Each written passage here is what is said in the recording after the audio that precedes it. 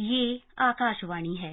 कार्यक्रम सुर्खियों में प्रस्तुत है कोरोना वायरस संक्रमण पर स्वास्थ्य विशेषज्ञ डॉक्टर अपर्णा अग्रवाल से आकाशवाणी संवाददाता नवीन सक्सेना की बातचीत। डॉक्टर अपर्णा, भारत में तैयार की गई कोविड वैक्सीन को अभी इमरजेंसी इस्तेमाल की मंजूरी दी गई है। अगर कोई सिम्टोमेटिक जिसे पता नहीं चला है कि उसे कोविड है और वो सही हो गया है, तो वो वैक्सीन लगवाने जाता है तो क्या होगा? क्या वैक्सीन लगाने से पहले उसका टेस्ट किया जाएगा कि उसे कोविड संक्रमित हुआ था, क्या उसमें एंटीबॉडीज बनी हैं, क्या एंटीबॉडीज नहीं बने?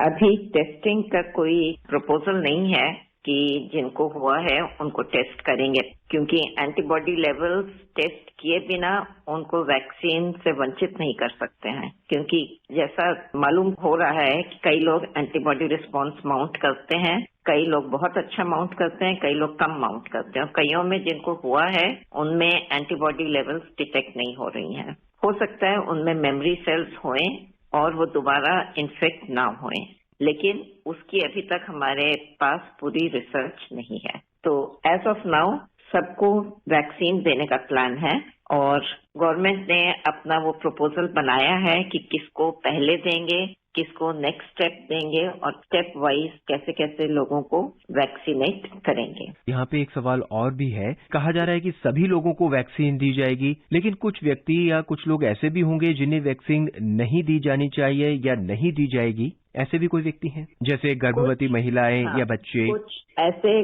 ग्रुप्स हैं जिनमें अभी वैक्सीन की टेस्टिंग नहीं हुई है, जिसमें एक है प्रेग्नेंट वुमेन, लैक्टेटिंग वुमेन, उन पे अभी टेस्टिंग नहीं हुई है। सेकेंड, बच्चों में अभी ट्रायल्स इनिशिएट किए हैं इंडियन वाले वैक्सीन है, भारत बायोटेक वाले में, जो अभी तक बाकी में टेस्ट नहीं हुए हैं। तो फिलहाल जो ग्रुप पॉपुलेशन जिनको देंगे उसमें बच्चों को, प्रेग्नेंट वुमेन को, लैक्टेटिंग मदर्स को अभी नहीं देंगे। बाकी फिर टेस्टिंग नेक्स्ट फेज में जैसे होएगी और जैसे जैसे और रिसर्च हमको अवेलेबल होएगी उसके बाद में उनको वैक्सीन मिलेगा। जो mRNA और न्यूक्लिक एसिड वैक्सीन हैं वो शायद सेफ हों, लेकिन अभी रिसर्च के बाद ही पूरी तरह से पता चलेगा। डॉक्टर, कोरोना का जो नया स्ट्रेन है उसके भी कुछ मरीज जो है वो भारत में मिल रखे हैं। कोरोना के इस नए स्ट्रेन के क्या कुछ अलग लक्षण हैं और क्या इससे बचने के कुछ और एहतियाती उपाय करने होंगे हमें? नए स्ट्रेन के बारे में अभी बहुत ज्यादा जानकारी नहीं है। दो चीजें जरूर हैं कि एक तो ये इन्फेक्टिव ज्यादा है। तो पहले हम बोलते थे कि एक मरीज एवरेज में 3 से 4 लोगों को इन्फेक्ट कर सकता है, एवरेज 3। कुछ सुपर स्प्रेडर्स होते हैं जो कई लोगों को इन्फेक्ट करते हैं, कई नहीं करते हैं, लेकिन एवरेज 3 to 4।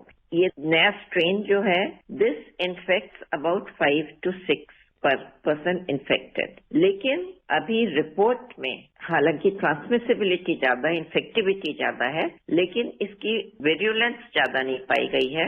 मतलब मरीज जिनमें स्ट्रेन है उनमें सिवियरिटी कोविड की ज्यादा नहीं पाई गई है, मोर्टेलिटी भी ज्यादा नहीं पाई गई है। हालांकि it is too early to say कि ये कम विरुलेंट है, लेकिन अभी तक रिपोर्ट से यही लगता है। एक और आशंका थोड़ी सी है जो यूके के कुछ रिपोर्ट्स में आई है कि शायद ये बच्चों में ज्यादा प्रेवलेंट हो। अभी we are still waiting for final report. Doctor, 2 vaccine आ चुके हैं, कोरोना का नया स्ट्रेन भी जो है वो आ चुका है। फिर वही मन में एक प्रश्न उठता है कि क्या जो वैक्सीन आए हैं या जो वैक्सीन भविष्य में अवेलेबल होंगी, क्या ये इस स्ट्रेन को, या अगर ये वायरस और म्यूटेट करता है तो उन पर भी काफी होंगी? अगेन ये प्रिजम्पशन है कि इट विल बी इफेक्टिव, क्योंकि वायरस में जो एंटीबॉडीज जनरेट कर रहा है वो स्पाइक प्रोटीन, उसमें बहुत ज्यादा चेंजेस नहीं है। लेकिन ये हमको आगे रिसर्च से ही पता चलेगा कि उसकी एफिकेसी उतनी ही है जितनी यूजुअल कोरोना वायरस में थी कि नहीं। अभी टेस्टिंग शुरू हो गई है इनमें भी और फिर देखना होगा कि कैसा है। टीका लगवाने के बाद क्या मास्क की जरूरत नहीं पड़ेगी डॉक्टर? बिल्कुल पड़ेगी। हमको सारी प्रिकॉशंस जो अभी ले रहे हैं वो सब लेनी है। जैसे ये बताया गया है कि ये इमरजेंसी यूज अप्रूवल है। अभी हमारे पास लॉन्ग टर्म एफिकेसी और सेफ्टी और इम्यूनोजेनिसिटी का डेटा नहीं है। हम ये नहीं जानते कि इसमें एंटीबॉडी लेवल्स कितने टाइम तक रहेंगी एक इंसान में और कितने लेवल पर रहेंगी। अभी हमको ये भी पूरी तरह से नहीं मालूम है कि ये कितने % लोगों में इन्फेक्शन फुल्ली प्रिवेंट करेगा। हमारी अभी इमरजेंसी यूज के लिए एफिकेसी रिक्वायर्ड इज अबव 50%। तो मेजॉरिटी ने बोला है कि मोर देन 50% है, लेकिन कुछ परसेंटेज ऐसे हैं इंसान जिनको वैक्सीन मिलने के बाद भी इन्फेक्शन हुई है, but infection is much milder या एसिम्प्टोमेटिक। पहला और जो दूसरा डोज है दोनों एक ही कॉम्पोजिशन है, एक ही क्वांटिटी होगी या दोनों अलग अलग होंगे?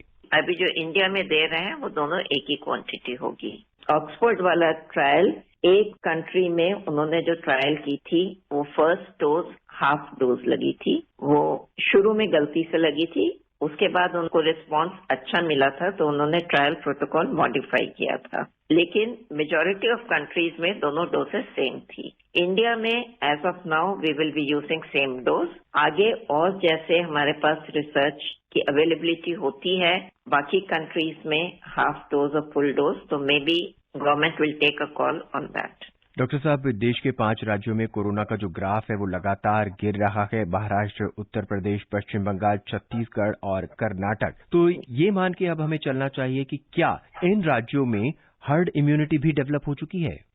जो डेटा मिला है सीरो सर्वेलेंस का इससे पहले, उसमें बहुत ज्यादा परसेंटेज इम्प्रूवमेंट हालांकि थी, लेकिन हर्ड इम्यूनिटी जितनी नहीं थी किसी में भी। लेटेस्ट तो अभी हुआ नहीं है जो थर्ड इनको कंडक्ट करना है, तो उसके अभी रिजल्ट्स अवेलेबल नहीं है, लेकिन हर्ड इम्यूनिटी के लिए हमको अबाउट 60 to 70% लोगों को जब इन्फेक्शन हो जाएगी तब हर्ड इम्यूनिटी बोलेंगे। वैक्सीन के माध्यम से वो पॉसिबल है, क्योंकि अगर हम लोग इम्यूनाइज कर दें अबाउट 70% पॉपुलेशन को, तो वी होप कि हर्ड इम्यूनिटी हो जाए और कोरोना पैंडेमिक की वेन हो जाए। डॉक्टर, कई बार ऐसा भी देखा गया है व्यक्ति बिल्कुल ठीक है, अचानक उसको बुखार होता है और शाम तक आते आते उसकी सांस फूलने लगती है और जिसे कहते हैं एक साइंटिफिक वर्ड है हाइपोक्सिया, उसको हो जाता है। आप हमें समझाएं कि हाइपोक्सिया क्यों होता है और क्यों अचानक व्यक्ति इसकी चपेट में आ जाता है?